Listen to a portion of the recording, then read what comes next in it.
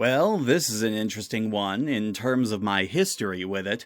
See, I never saw this special on TV when I was growing up, but my family had an old vinyl record player, and one of the records we had was actually a full audio adaptation of this particular special. So while I never really saw the special itself, I definitely heard it quite a bit when I was growing up, for what that's worth. In the little town of Junctionville, New York, a strange phenomena occurs about 2 months before Christmas, as every letter from the townspeople posted to Santa are unceremoniously returned, unopened. Now, while the human population of the town has no idea what's going on, a small family of mice living under a clockmaker's house discover that their smart aleck son, Albert, had posted a letter to Santa and published it in the local papers, accusing Santa of being nothing but pure fantasy, even going so far as to sign the letter as, "From all of us," suggesting that the entire town no longer believes in him. Given that this is taking place in a world where apparently everyone believes in Santa and the letters go through to the North Pole without a problem, I don't know why he felt the need to do this, but essentially, Santa's pissed at the town and is ignoring the letters. The local clockmaker, Joshua Trundle, comes up with the idea to build a massive clock to sing a song to try and appease Santa as he's flying overhead, in hopes of getting him to come to the town anyway. But when the clock breaks down and Joshua's reputation is ruined, it's up to the mouse family to try and find a way to fix the clock and make things right before Santa gives the town a miss that year. Now, obviously, this isn't directly following the poem with which it shares its name, but I do think the story is pretty well told here. Once again, it's simple, and also short, another of the sub-half-hour specials, but at the same time, the story is pretty well told. There's actually some character involved, and one of the characters even has something resembling an arc, as truncated as it is. Albert, the mouse who sends the letter, does genuinely come to regret what he's done, and helps to set things right at the end of the special. And he even sees Santa at the end too, but given that this is a world where everyone seems to know that Santa is real, and Santa himself isn't shy about letting others see him, I honestly don't know why Albert was such a skeptic to begin with. In fact, a similar plot will be a part of another Rankin-Bass special down the line, but we'll get there when we get there. While I do appreciate the fact that Albert has an arc, he's also a trope that I've come to despise in recent years. The character that is smart, so they're automatically an asshole. And while yes, he does learn his lesson by the end, and his skepticism is proven wrong, a good amount of the special is dedicated to shaming him for ruining everything for everyone.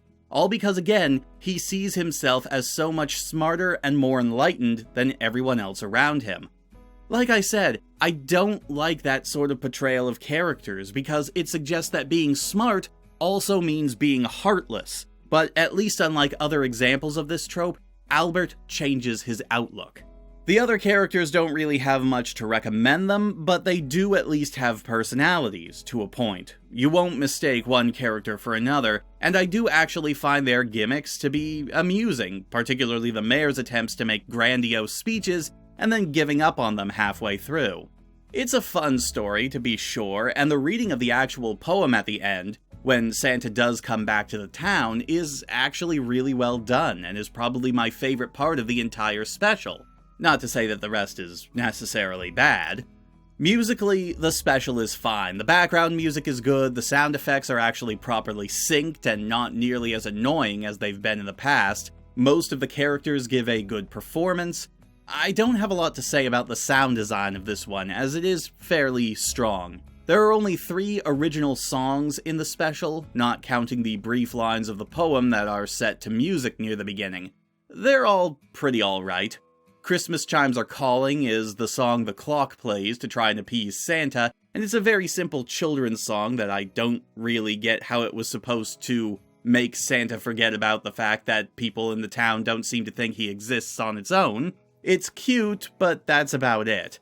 Give Your Heart a Try is honestly a pretty good song that tries its best to deliver a message of not ruining something by overthinking it, and just enjoying it for what it is. Enjoying fairy tales or stories about Santa or the Easter Bunny. The message is kind of muddled by the fact that, again, Santa is a known, real figure in this world, and the message can be misconstrued as don't question anything or you'll make kids cry, but I do think the intent of the song is good.